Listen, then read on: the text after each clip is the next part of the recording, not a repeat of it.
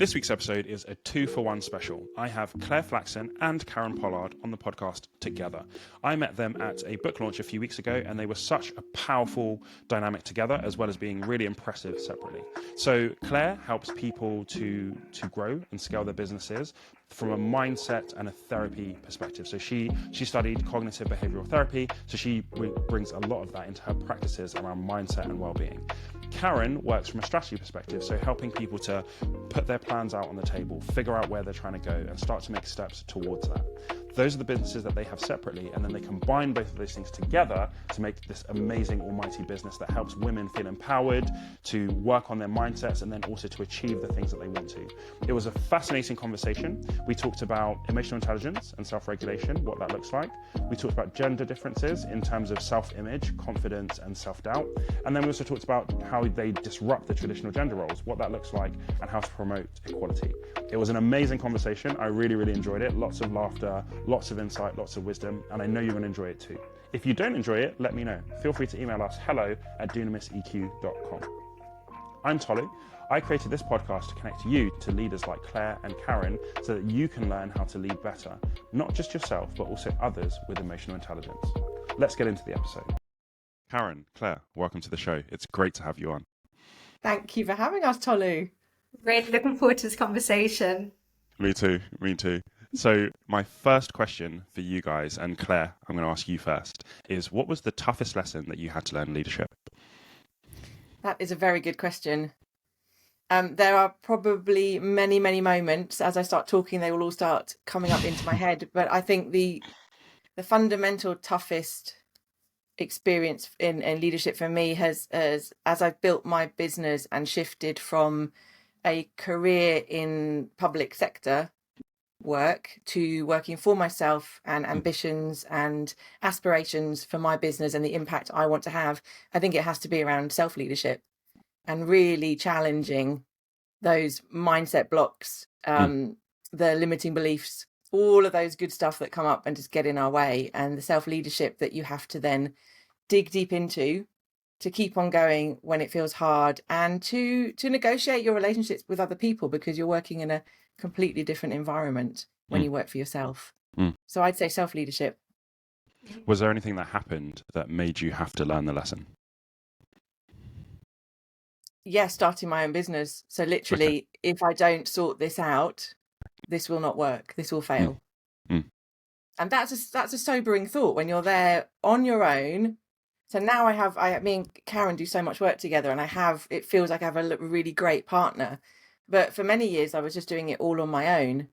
And so you're literally sat in a room on your own, trying to figure stuff out, trying to getting frustrated when things don't work, doing things that feel really scary, stretching yourself, going for these goals, it's you being your everything. And when it gets to the crunch point and you go, if I don't, either I keep figuring out a way or keep trying or keep pushing, keep stretching, or I stop, or I call time on it. And those are probably the moments when I sat there and thought, well, I could do that, but what would the repercussions be? Both personally for me, for how I would feel, but then also for my livelihood, for my family, for my daughter, all of the things that suddenly start to feel, they can either feel like very heavy responsibilities or they can feel like wonderful motivators to dig in and go, if I want to lead in this business, I have to be leading from within, and I have to understand myself and what's getting in my way and do something about it. And that's scary. So a lot of people, I think that's the biggest block that stops people from going after their goals and ambitions is that fear of like, actually, I need to do the work on myself in order for this to get somewhere, for this to get where I want to be. And I love what you said about either it's like really pressure or a wonderful motivator. I love that term, wonderful motivator. So I'm going to take that one. Caron, what about you? Have it. Oh, I think for me, Tolu, it's about the hardest lessons about not always being the popular one and having to put your head above the parapet. To, when you know that your opinion or what you stand for is going to be unpopular, but it is the right example, and having to challenge peers I think that's been really, really tough because, people can equate leadership with a popularity contest and how many people you take with you, but it's not always about the numbers because, if we're not disrupting, we're not going to be changing the standards that we have to be upholding. And for me, I think it can be a very, very lonely journey. And I've encountered that in various situations, right through from school, all the way into my corporate life, and then going into entrepreneurship. So yeah, there's this resilience that you have to really have within you. If you're going to stick out in that way, yeah. What's been helpful for you getting through those situations, getting to the other side and building that resilience? Because like you said, it can be very lonely. So what's been helpful for you? I'm a person that really holds into my integrity. My integrity burns really, really strong. So when I feel aligned to that integrity, it feels incredibly physical. And that for me feels like that fire burning in your belly kind of feeling. Yeah. That's what I cling on to because I know that I'm onto something there. It is a very physical feeling. And Claire, you're a great advocate of being very receptive to what your body's telling you when the emotional side can feel in flux. Yeah, it's information, isn't it? It's information that we can, we can hone in on, and it's cues. But we have to choose which we listen to and which aren't necessarily fitting the facts of the situation, because too often we're driven by our emotions, aren't we? And sometimes that's immensely useful. Our gut feelings, our instincts, that integrity that burns in you, or that sort of nugget that people talk about feeling that I can relate to, of like holding on to something because there's a spark there that could be something. Those things can be such great drivers, but we also so much of the time hold ourselves back by tuning in but not really being self-aware, just picking up on those feelings of fear, anxiety, not wanting to be judged, not wanting to put your head up the parapet, all of those things that you were talking about, Caron, then, and we let them hold us back when we shouldn't. So it's a tuning in and assessing game, isn't it? What am I going to listen to, and what's going to let that one fall to the curb? Yeah, absolutely. And I think as well, just to build on that, and something that's helped me through is listening to that. If I don't do something, if I just leave it, what's going to be on the other side? Is it a situation that's acceptable to carry on with? But looking ahead, if nothing changes, then nothing changes. But if I did, what's going to be, what's going to be the gain and also the risks associated? So I think it's having to be very in tune internally to actually doing that internal risk assessment. And those are sometimes quite tough conversations to have, because you have to really face some of the facts of the situation. So it's not always easy to have. It's quite like a simple thing, but it's not easy, if that makes sense. No, it can be immensely uncomfortable. Yeah. Yes. Yeah. So you mentioned briefly about emotions. So what does emotional intelligence mean to both of you? So Caron, if you go first on this one for me. Yeah, I equate emotional intelligence with maturity, having to and maturity in your relationships and being incredibly empathetic to others. It's taking yourself away from a very egocentric point of view and actually being just that curiosity, that humility, the ability to put yourself in somebody else's situation and where they're coming from. I think, that comes with that maturity attached to it. Yeah, that's great. That's great. And what about you, Claire? I definitely agree with what Caron's just said. And I think the core bits for me are around having that awareness of, that self-awareness again, that awareness of your own emotions, and also the awareness of the people around you. But it's also about being able to manage your feelings and how you react to the feelings of other people. So that self-regulation, to me, is a huge part of emotional intelligence. And that, I think, is often the bit that we struggle with as human beings. We find it, we can be quite quick to be in our emotions, but we find it quite hard to analyze them or to separate out from them to then be able to decide, okay, what do I want to do about this? How do I want to manage how I'm feeling? And that can be a whole manner of things. I think we're often really quick to try and get away from what we call, I don't like the word sort of negative emotions. I think we just have emotions. But we're often very quick to get away from the uncomfortable ones. So sometimes regulating your emotions might be around trying to change it. If you're feeling disproportionately angry about something or impacted by something. But often it's just about being in them and going, this is how I'm feeling. What do I choose to do right now? How do I want to behave? And coming back to that idea of integrity, like how do I want to show up in the world, even when I'm feeling rattled, even when I'm feeling angry? And that's not to say that we can't ever be angry, but it's understanding why we're choosing to respond and behave within our emotions, and understanding that how emotions impact other people. You mentioned about their behaviors. You mentioned about being in your emotions. I feel like sometimes there's a line between like being in your emotions and staying in your emotions. They're two quite different things. So how do you be in your emotions without staying in your emotions? I love that. I love that distinction. Because absolutely, it's a spectrum, isn't it? We can either be getting away from our feelings as much as possible, or we can be in that middle area where we're kind of in it and we're feeling it and we're sitting with our feeling and we're learning to tolerate how things feel, or we can just be stewing in it and lingering in it and not having any other perspective because we're just blindsided by our emotions. So I really like that.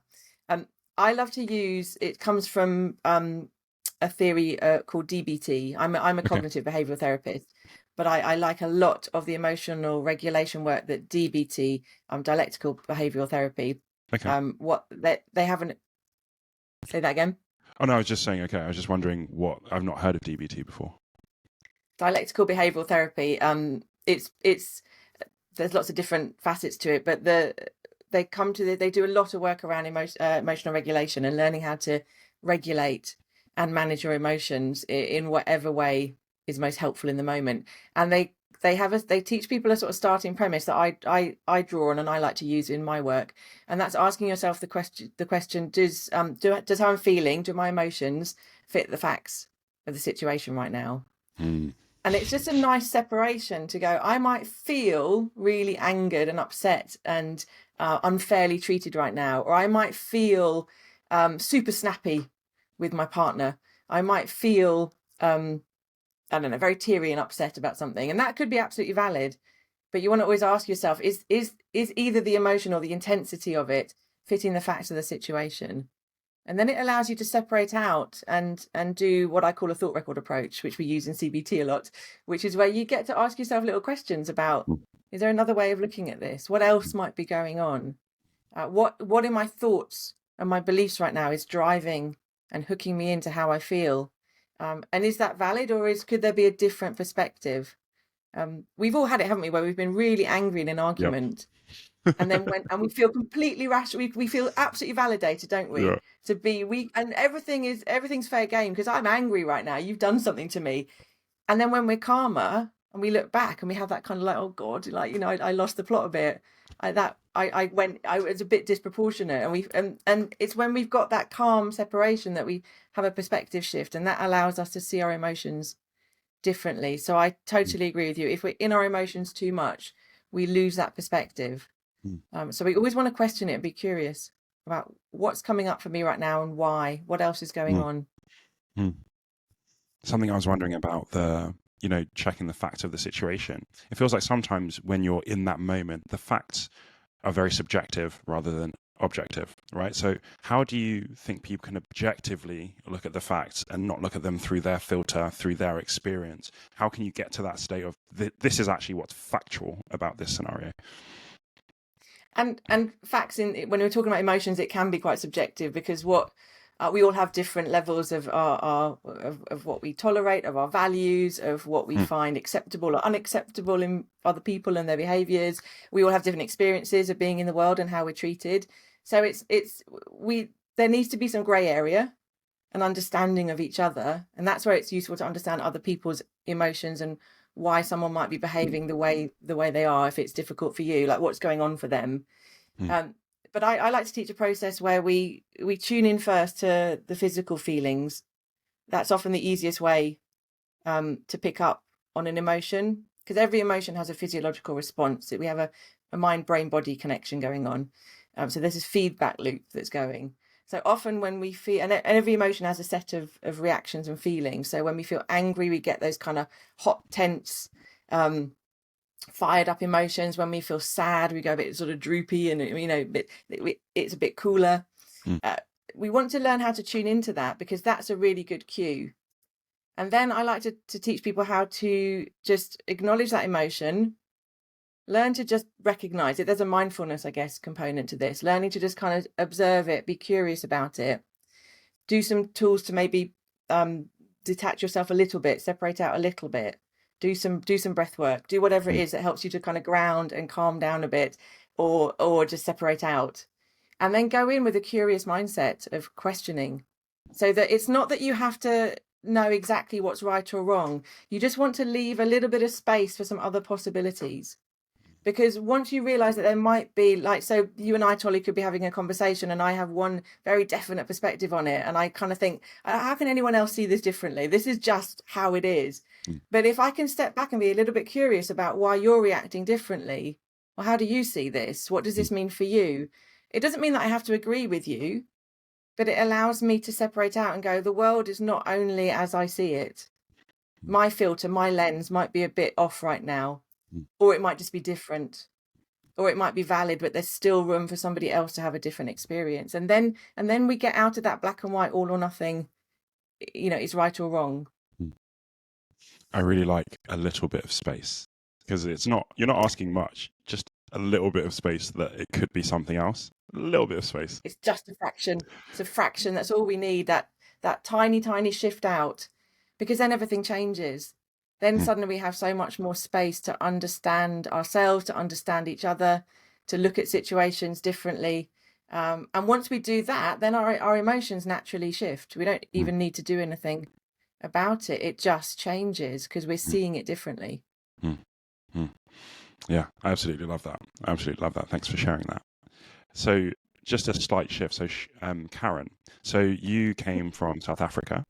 What have you learned in terms of leadership, leading across cultures? Because it's quite a different culture in the UK versus South Africa. So what are some of the things that you learned along your journey in leadership across cultures?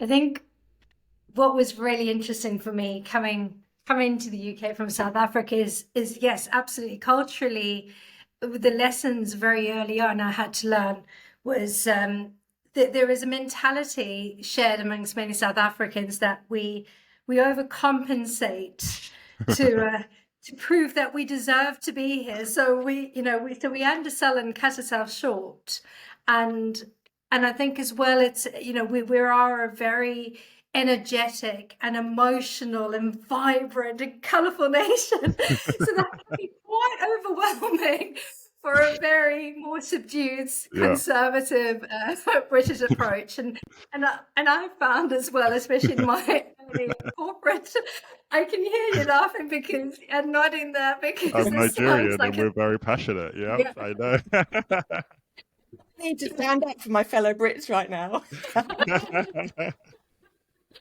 And I found as well, like, especially my first my careers in the corporate arena were in very male-dominated industries, right?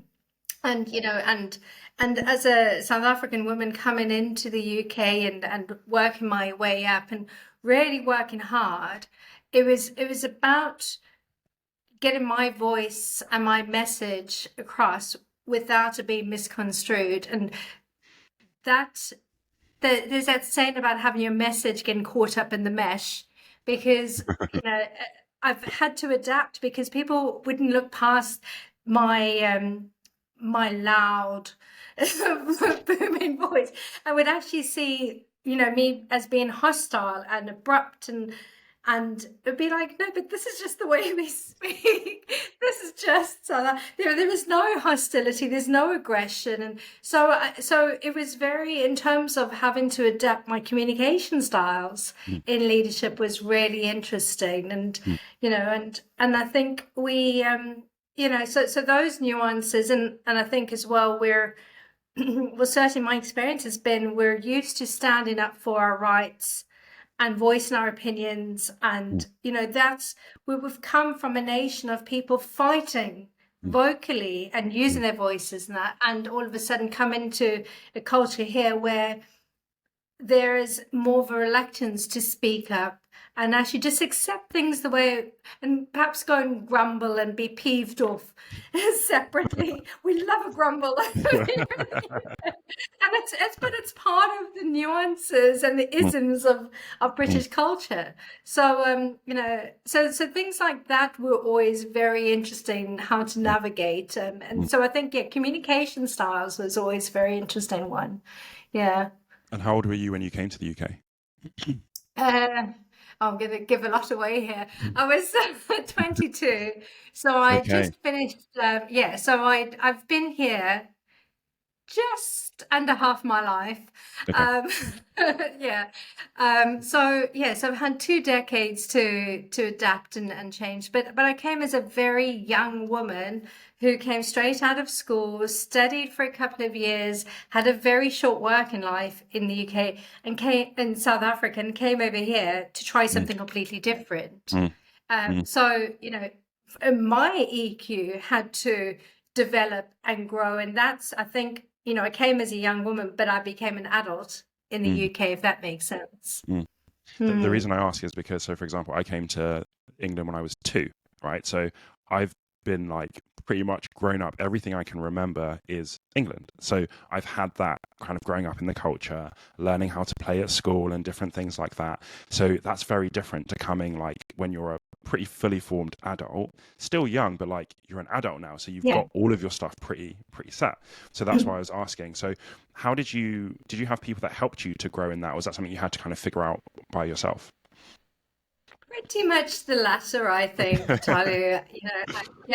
It's I came with a suitcase. I came with, I think it was £2,000 for a 2-year working holiday visa, and ended up staying. And it was just having to navigate London, for somebody in their early 20s, this big city where you're used to a very small kind of life from the country that I came from.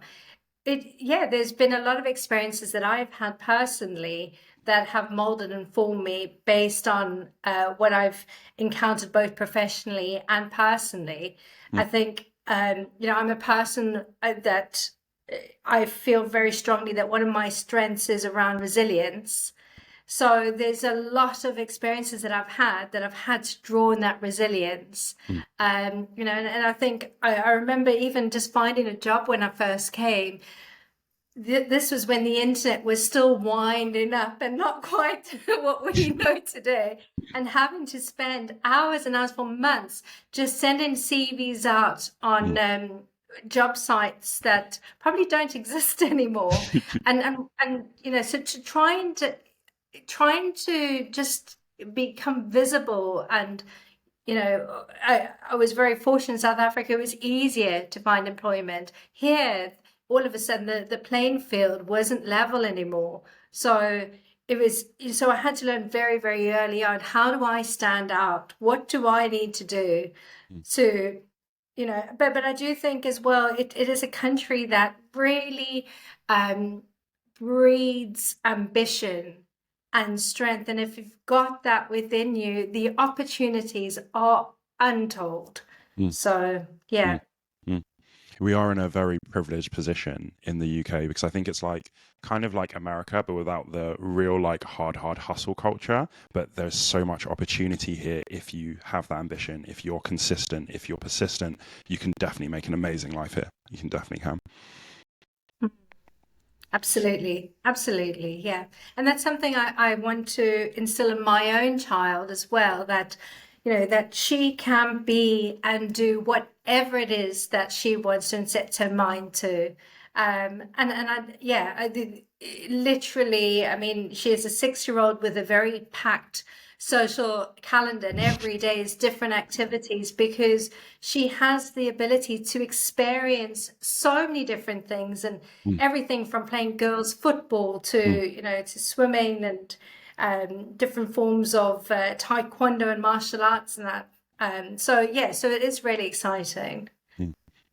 So you've both mentioned your daughters. So what I'm intrigued about is that you're both very strong, very good at leadership. How are you working with your kids in developing some of the skills around emotional intelligence and leadership? So I'll go to you, Claire. Very good question. First off the bat, I think our children are ahead of the game already compared to the kind of education I had. Yeah. My daughter learns a lot of this stuff at school, and it just makes me so happy to see it. They have a lot of growth mindset work that they do. They are at the moment doing zones of regulation for their emotions. I mean, it's just No way. It's awesome. Her school is, and it's a local state school down the road, and they are phenomenal. I think this is a cultural shift that's going on across education in primary schools, at least in the UK. So I feel very fortunate that her school and her teachers are leading the way with this, because I'm in a funny position with my daughter. Being a therapist, doing mindset work, this is what I do for a living. I'm passionate about it, and I can very easily see how there's a fine line between teaching my daughter and turning her off it.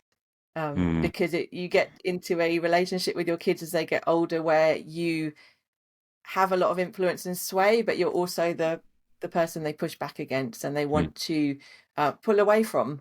She's in that stage of development where there's pulling away. So I could quite easily, without meaning to, sort of make her go, I don't want to hear another word about bloody emotions and this and that, and it could easily happen. So I try to go in sort of gently, and I try to role model. And anyone that's a parent will know that when it comes to managing your own emotions, your children will push your buttons like nobody else. So it really is a test of self-leadership. So I try and role model. I try and role model taking ownership. And I think as a leader, that's having that integrity and that self-awareness is really key. I think that the best leaders, the most effective leaders, are the ones who have integrity, who have compassion, but who also are very self-aware and will reflect on themselves. So I try and role model that, and I try and teach her how to take that space to sit and reflect on things as much as is appropriate for a 9-year-old to do. But she's got journals she likes to write in. She's got different little techniques she likes to do.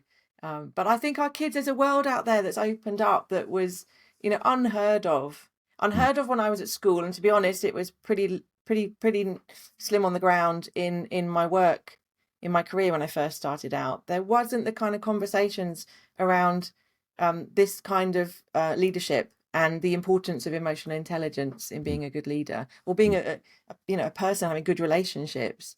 It wasn't around so much. It really excites me to see this space having opened up the way it has. And what about you, Caron?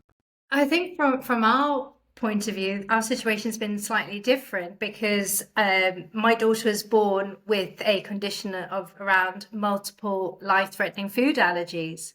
So we've had to teach her skills both practically for survival, but also the emotional resilience and tenacity that goes with that. Because of the experiences that she's had from a very, very young age. And she's acutely aware, and she has that acute self-awareness and that awareness of her environment and people that she interacts with, both physically and also from an emotional point of view. So I feel like, because naturally of what we've been through as a family and have these extra layers of challenges just to navigate daily life, it's just been part of the journey for us. And something that we really try and instill with her is just to be open and know that we're her safe space, that she's always got that safe anchor point, to talk about anything. And even when it feels like it could be uncomfortable for her, or we deal a lot around things around inclusion and being accepted, and being part of the wider group, and that part of EQ for her is so important, because she's naturally curious, she's naturally sociable, she's hugely compassionate. And for a child at that age to have to navigate these big topics and subjects just to get through every day, I mean, it's just, I cannot get over how mature she is. And I think if we can help her become a strong, independent adult and retain all this, she's got an amazing future ahead of her. And she's going to do great things and impact in ways that I cannot even imagine or compare of. So every time Caron talks about her daughter and this, I just think it's such a shining example of amazing leadership, because it's all the qualities there that make a really effective, wonderful leader. Caron does with her daughter. She understands what her daughter needs. She is the most incredible advocate. But there's so much of the time when Caron's having to put her own feelings to one side, or to come to them later, because in that moment something else is needed from her as the leader of this relationship with her child. And it's inspirational to watch Caron in action with dealing with all the things that you guys as a family have dealt with. You're demonstrating that every single day. Thank you. Oh my goodness, I'm going to get emotional here in a second. All true words. Wow, that's absolutely beautiful. That's absolutely beautiful. What have been some of the proudest moments that you guys have seen from your kids in terms of leadership and emotional intelligence? Good question. Do you want to go first, Caron? I think with my daughter, even despite everything that she has to battle, she's always the first one to make sure everybody else is okay. And there's a child in her class in particular that has more specific behavioral and developmental needs. And as a result, because she doesn't quite interact with the other children, which can be quite isolating. I think Aoife can, my daughter can identify with that. That inclusion and that segregation. I think she takes on that role to befriend and support and be that other child's champion when feels like nobody else can. So I think from a leadership point of view, she's very good at sussing out the underdog or somebody that's been isolated or segregated, and just enveloping them in love and support and champion. Yeah. Love that. And you, Claire?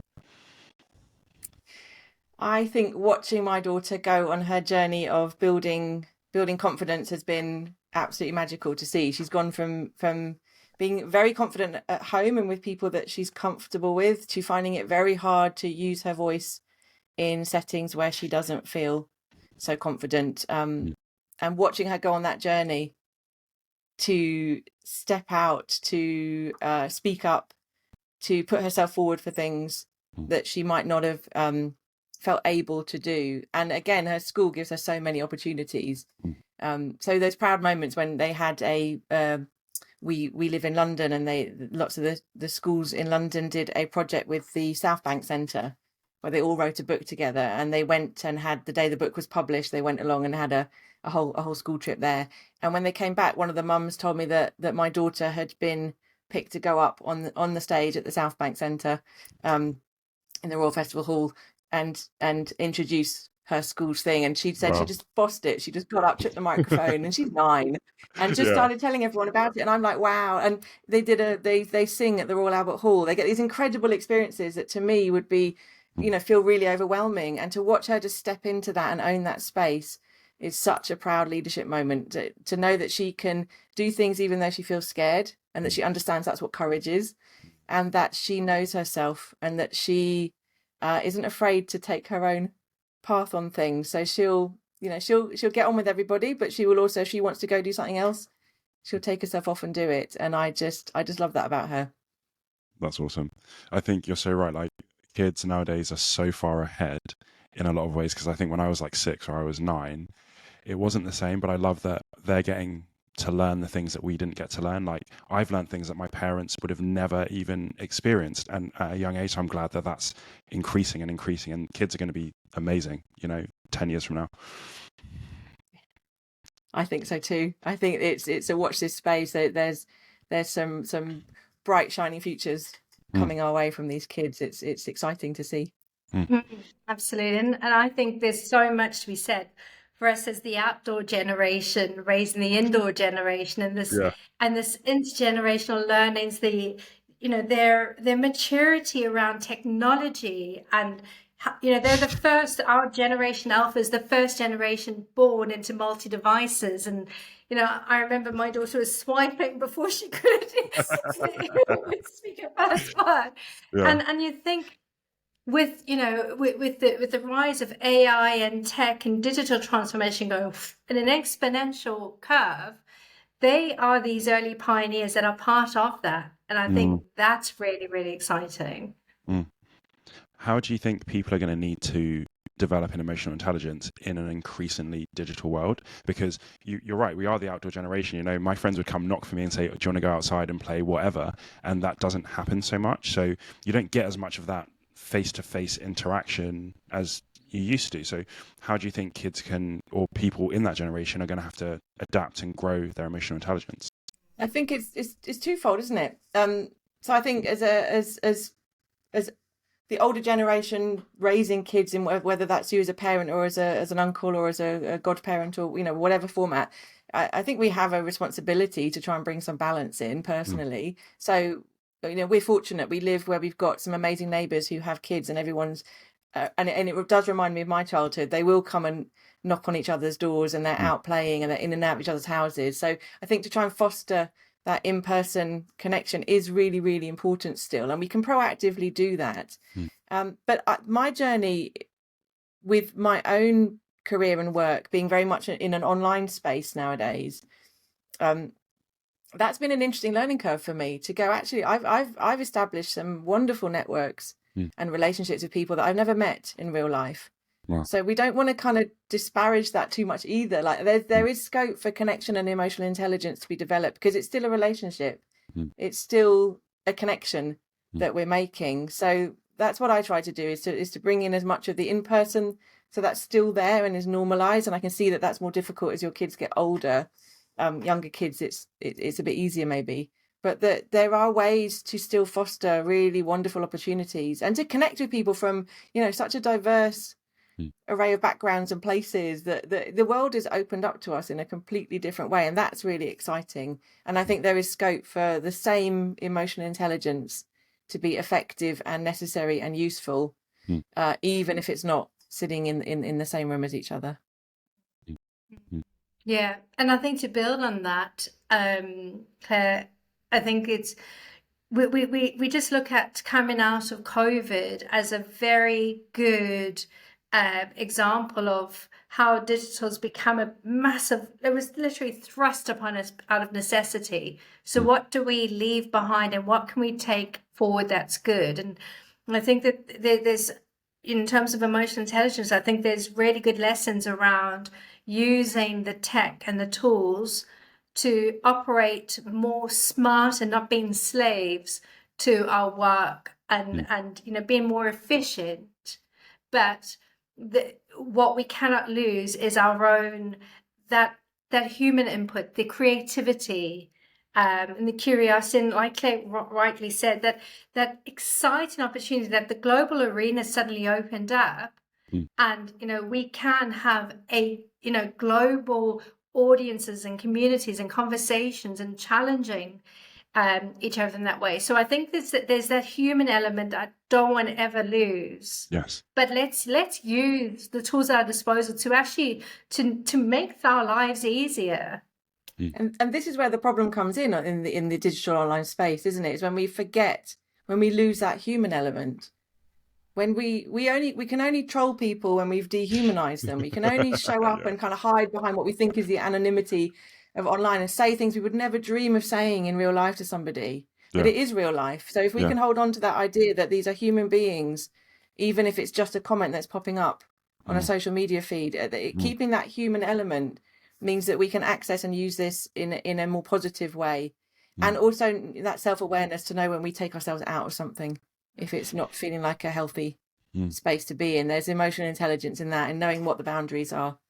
But understanding that this is we are all humans, and we are all just interacting in a different space, but it's the same.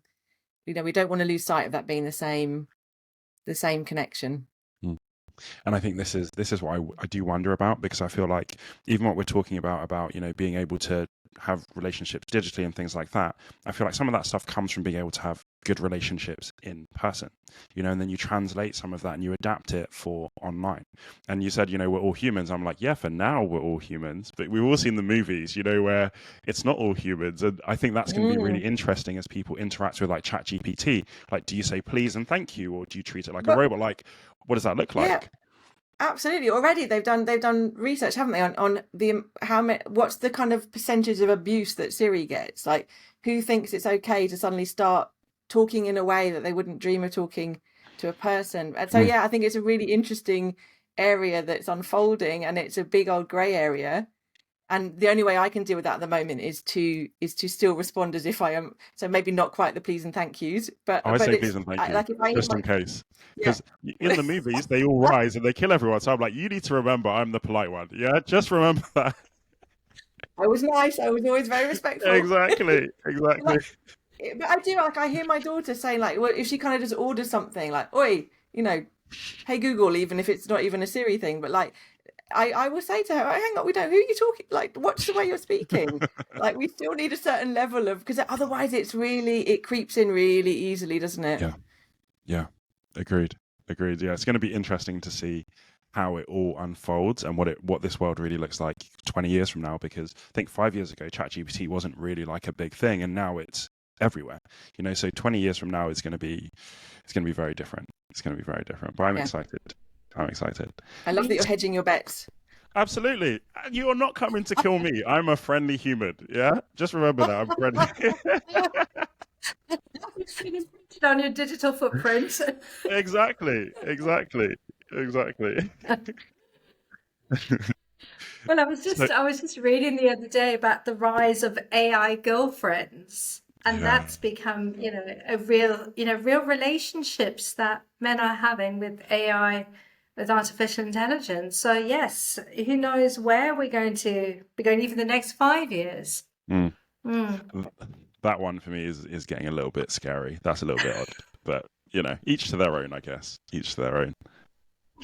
I watched the Black Mirror episode years back when they had the one about the woman whose partner died, and then they did the AI back when AI wasn't a thing like it is now at all. Like, it was quite a number of years ago.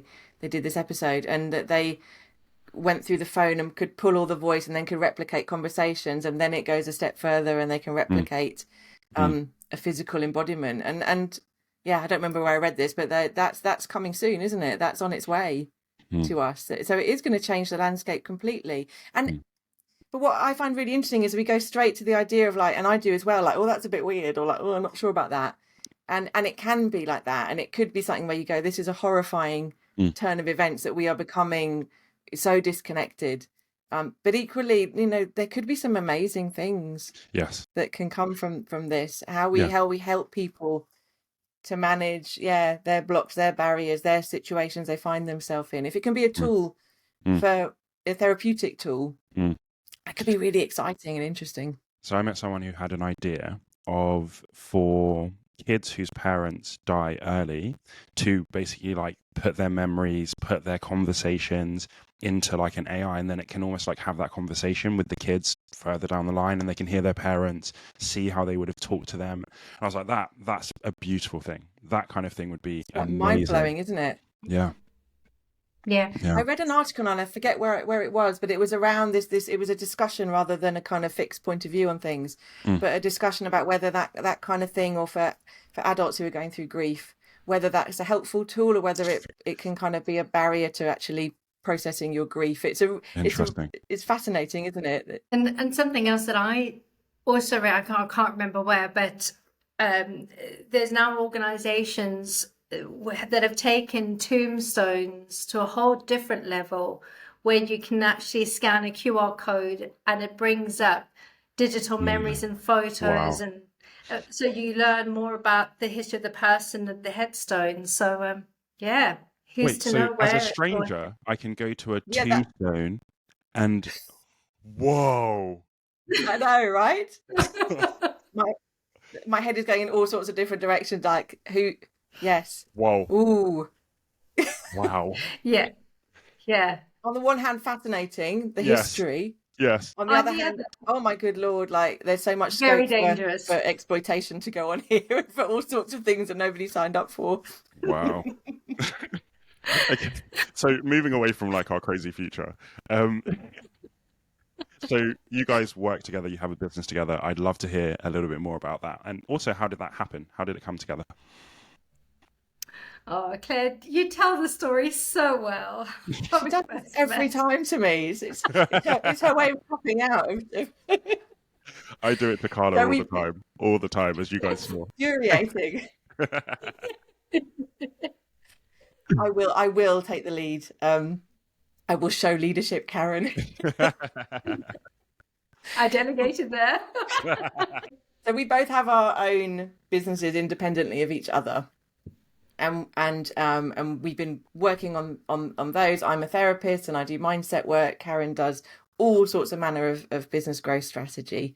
And we met quite randomly on a call. We used to have the same accountant. We still do have the same accountant, but we had a different accountant. And we used to do weekly calls that looked at kind of growing your business and understanding your finances in a broader sense than just the accounting. And each week we would just be on these calls together, and I'd more and more be thinking, I really like this woman, she's really interesting, she's my kind of person. And we just started sort of chatting outside of the groups. And then Caron is the queen of ideas, so she would just be pinging across all these wonderful, crazy, ambitious ideas about a project she was thinking about doing. And the more we talked about things, the more we went, this is a really lovely marriage of the mindset and the strategy, and what could we do in this together. So we had a really fun couple of months meeting up once a week and checking out different hotel bars and lobbies around London. We'd pick, like, what hotel have we not been to, where do we want to go, like, let's check it out. And we'd sit there and we'd work and we'd talk about what could this look like, what do we want to do. And then earlier this year we went we bit the bullet and went, let's create our own company together and let's go all in on supporting entrepreneurial women in leadership, women with a vision and ambition of what they want to do, but they want some help. So we come at it from 3 pillars. We go with the strategy, we go with the mindset, and we go with the well-being, because we see so many people, especially in the entrepreneurial space, who are just burning out, and in the workforce as well. The pressures, especially when you work for yourself, and there's most people I know who work, even when they work damn hard in a 9 to 5. So we've built things from there, from ideas, little nuggets of ideas. We've built lovely programs, in-person training days. Caron now comes and co-hosts our membership together. It's a bit like a marriage, isn't it? Like, I have to say we instead of me, and kind of, it's really nice, and it's exciting to think of all the things we can go on to do. And it's opened up a whole world for me. Like, I've got the things that I know how to do. I've got the connections I have in the therapy and psychology kind of well-being space, and Caron has all these amazing connections in the corporate world. So we're kind of accessing a much wider pool, and it's exciting to have all these opportunities. I can see why she tells the story. Absolutely. Isn't she just such a great storyteller? Great. I can see why she does it. I can see now. I can see. Yeah. And I think for me, like, I absolutely love working with Claire. I mean, we do call each other our business wives, and so first thing in the morning and last thing at night, we are literally voice notes and messages to each other. But I feel having Claire alongside me, it feels like she's she's the most amazing magnet. People just gravitate to her. She has this aura and this energy that is just so attractive, and she is incredibly astute and savvy and knows when to call it out, and she just operates with the highest level of integrity, but and just really funny. I mean, we literally every single day, and it's not attractive. We have actually recorded ourselves. It is like real, like snorting Kawasaki motorbike starting up kind of laugh. I sound like Muttley from the Wacky Races, if anyone's old enough to remember that. The Muttley who just kind of does that horrible, when you can't actually laugh, you just make that kind of wheezy noise. It's great because, with all these big, I feel like every day we're empire building, but we're just having fun doing it. And that's what makes the difference. And it if doing this alone would have been so much more hard, and I wouldn't have been as far along as a journey. But having somebody like Claire, who's just, there is something that's very special about her and you are absolutely right, Claire. I do have like ideas coming out of my head, literally, and so she knows when to like steer me. Okay, well maybe for later.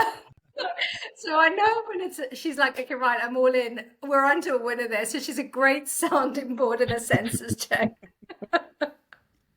I've never met anybody that A, connects people the way Caron does, and B, can just, she's like this ideas factory that it's just exciting. And I totally agree. It's so much more fun being on this journey together. So whilst we still both keep our own things ticking along and going, very much the focus is on the exciting things we're building together. And it's just so nice to have someone to do it alongside, and someone like Caron to do it. It just makes every day a joy to be working with her. It's lovely. And together you guys have an amazing energy together. So from like the moment we met you guys, we were just like, these two together are amazing. So I can definitely see that. I love that. I think, we power each other up. And I love that we can be like, the work is serious that we're doing. We're serious about the impact we want to have. We're serious about, we know how it can change people's experiences, their quality of life, what they go out to do, what they succeed in. So we're so serious and committed about that. But who's to say you can't have fun along the way? And that can be missing so much in our working life, is that enjoyment and that pleasure in what you're doing, even when you're working really hard. So you mentioned about the impact. So what's some of the impact that you guys have already started to see, and what's the impact that you want to see longer term? Good question. So what we're very, very focused and passionate about empowering women that are smart and savvy and have this ambition to be so much more and have this incredible talent and expertise, but are often overlooked or unseen. And because of that, they either don't have that push to be able to go all in and go for it, or opportunities miss them by. And so what we've already seen through the one-to-one work we do with the groups that we've been working with is these amazing roadmaps that are starting to develop from these women that actually thinking, I can be more, I can do more. And, we're working with women who were working as solopreneurs and just as a one person, and then having these amazing growth plans that they're executing, that they're now bringing in teams to support them and starting that chain of succession and outsourcing and delegating. And, they're really bringing up their own leadership and stepping into leadership positions within their own spaces and own businesses, and, and going after opportunities that are, I feel that we've created a space, an arena for them to see what's actually possible, and it's down to them, and they're creating that, but we're just facilitating and supporting and championing that alongside for them. So so that's really, really exciting, and seeing seeing this exponential jumps, and whereas they've been stuck for years, and it's always been an idea or a wish or an ambition that one day, and what we're helping them do is actually, this is one day. Let's create timelines and execute on those plans and make them a reality, that it's not just a distant dream for the future. So someone said it's either one day or day one. And I love that. Exactly. Like, this is day one. Let's start now. I love that. Yeah. And you don't have to have it all figured out, but you need to start. And you need to know where to get that help to keep you going along and taking those right steps. That might not always be the perfect steps, but we are allowed to change and pivot and adapt, because we all do. But absolutely, it's having that idea that I'm going to start today, whatever that looks like. I love that, because I think sometimes when you see really successful people, you think that they've got it all planned out. You think that they knew exactly what they wanted to do and they just did it. And that's not often the case. There's so many changes, so many movements, so many adjustments, and it's very okay. Yeah. It's necessary, isn't it? We have to be adaptable. Because if we're never taking risks or trying things out, we never get anywhere. Nothing grows from that. We don't have it all figured out. We have to be testing things and then be prepared to go, yeah, that works. We'll do more of that.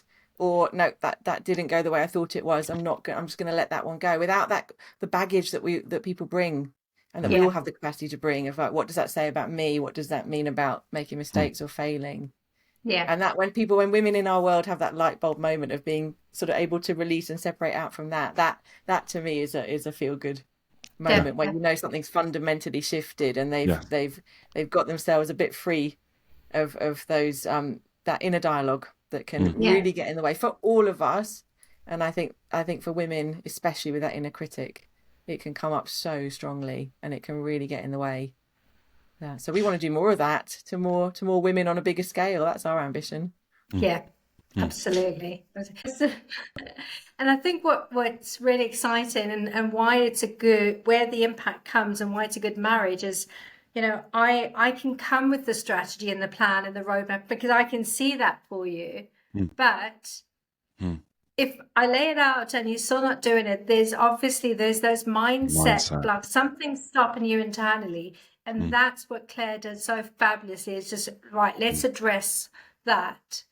Because that tiny little mindset thing right at the back of your head could be, once you unlock that, then it just opens up the arena for you. And likewise, I can do all the mindset work with people. If they haven't got a strong strategy or they can't see the potential for how they could do something, then you need the map as well. So it's a winning combination. And you're so right, Tolly, when you said about you can look at people further ahead and think they just knew what they were going to do and they had it all figured out. And that's something I've certainly learned in my journey, is a lot of the one-to-one work I do is with women who have built already very successful businesses and still have more they want to do, but they're already at that point where someone starting out would look at them and go, wow, they've done it. But when we have our sessions, it's the same stuff that's coming up for them personally. It's the same beliefs, the same blocks, the same the experiences they've had in their life that they're carrying with them, and that's dictating the image and the identity they hold of themselves. And that's kind of very leveling to understand that about people, that even the most successful people are still working on this stuff because it's important. And you mentioned the inner critic, that sometimes the inner critic for women is a bit harsher, or it's more prominent. Why do you think that is?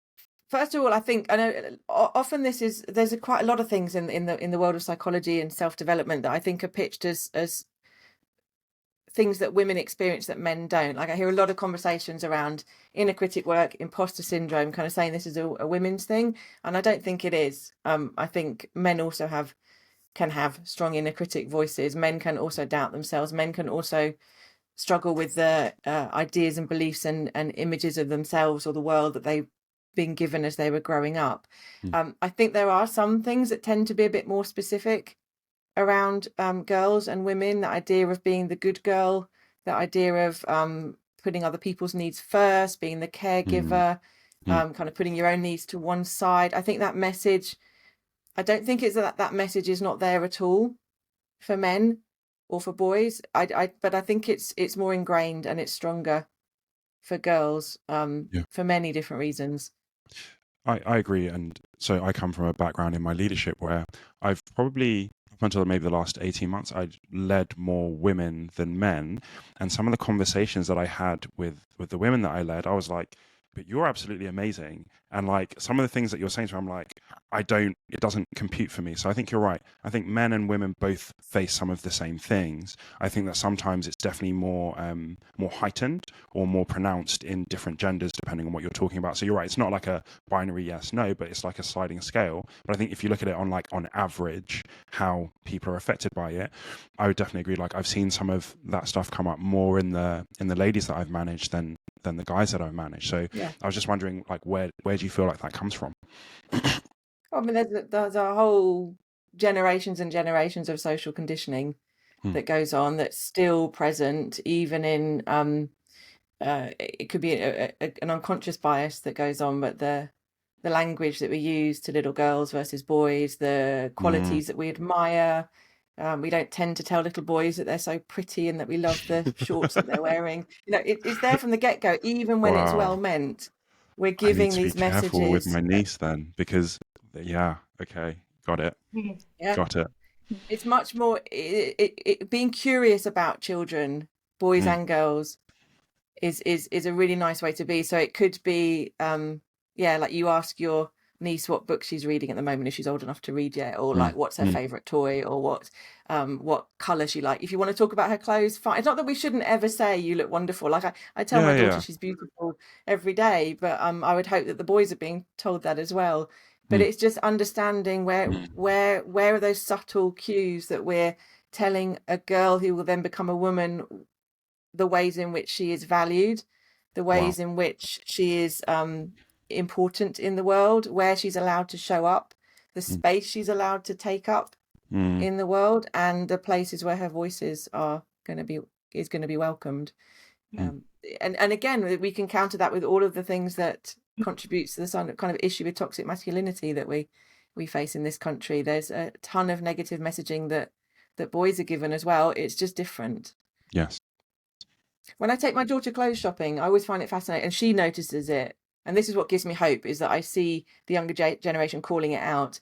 But when we go into the shop, she'll sit there often and go, why are all the girls' T-shirts about rainbows and being positive and being pretty and like just rainbows? Everything's like, positive vibes only.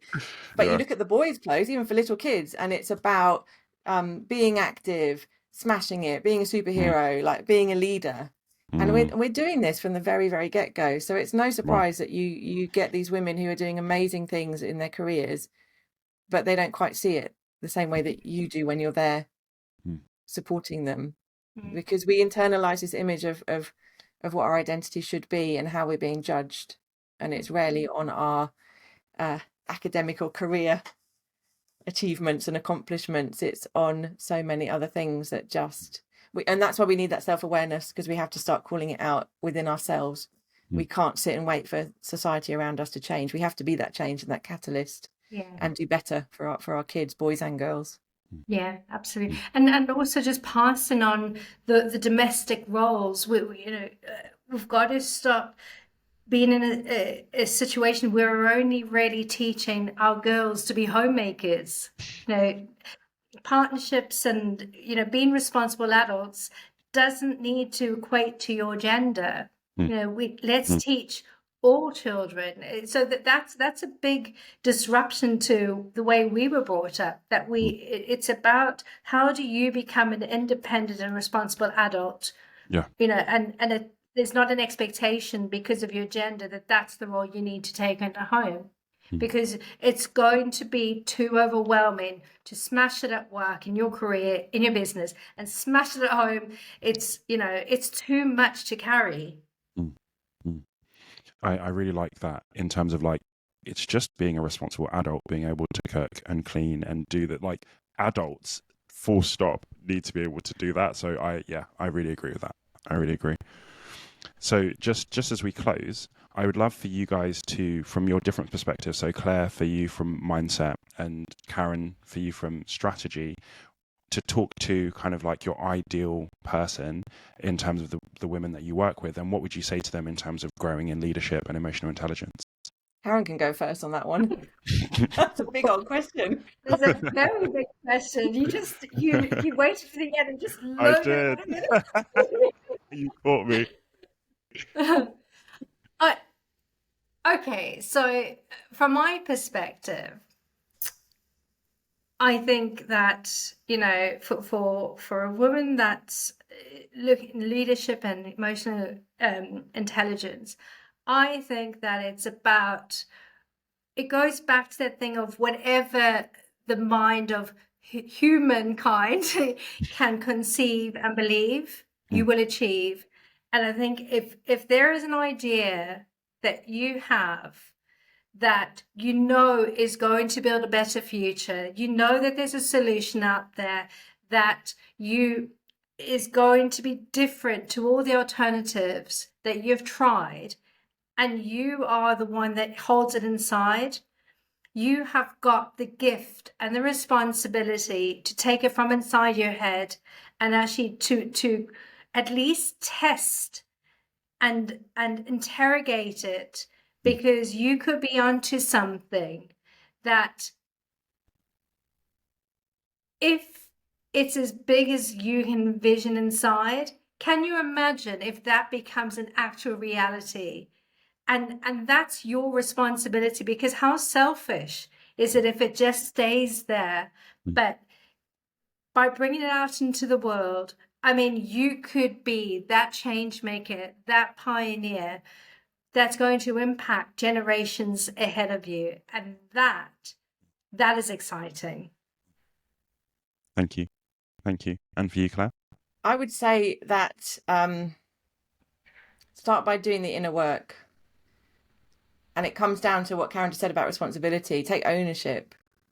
If you've got something, a burning desire to do something, if you have ambitions that you want to achieve, or if you just find yourself coming into arenas that you never thought you'd be in, but what you're doing is taking you into them, then take ownership of that and step into them. But understand that you can do it your way as well. So the values that you like about yourself, or the contributions, the ways of doing things that have maybe not been seen as the mainstream, like, figure out your way of doing things, your style. There is so much change going on in the world of leadership these days. We're talking about compassionate leaders. We're talking about wholehearted leadership. There is so much scope to bring in so many different models of being and connecting and seeing those things as strengths that are to be valued. So do that inner work, get that self-belief rock solid, because it needs to come from you. You're not going to get that from anybody else. You might get some nice reinforcements, but you've got to be able to let them land and soak them up and internalize them to see what you're capable of. And then it's about just being brave and putting yourself out there and taking risks and trying. But taking ownership of what you want in your life and the steps you need to take to get there. Thank you so much. Clare and Caron, thank you so much for being on the podcast. I've really, really enjoyed our conversation, and I know it will be helpful for people. So thank you both so much. Thank you, Tolu. I really enjoyed that. Thanks for having us on. My absolute pleasure. And guys, thank you so much for listening, and we'll see you on the next episode. Thank you for watching this episode of the Dunamis EQ Leadership Podcast. If you enjoyed this episode, flick through our channel and there's loads more that you can watch. Don't forget to subscribe to the channel so that you can hear first when new episodes drop. We'll catch you on the next episode.